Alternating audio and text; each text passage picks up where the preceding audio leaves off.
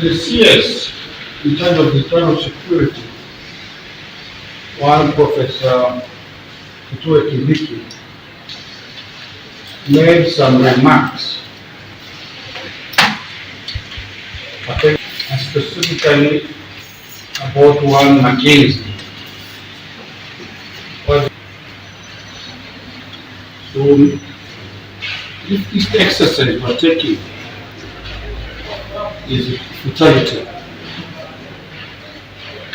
So I will be discussing the same with my other friend, Mr. Bakar, and my other friend, Mr. Jet. I feel that we need some assurance, yes, from the Chief Justice of the Republic of Kenya, Honorable Mackenzie. We want assurance from the Chairman of the Justice and Constitutional Affairs, the National Assembly, from the DCI, one Mr. Amin. I also want assurance from the Chairman of the Law Society of Kenya that our clients will get justice, fair hearing.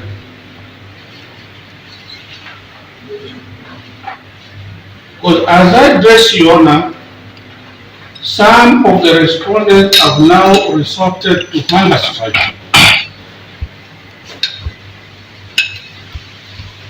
The words that were uttered by the CS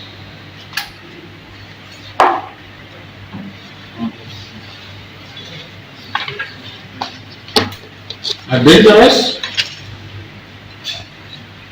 unlawful, and totally unwarranted.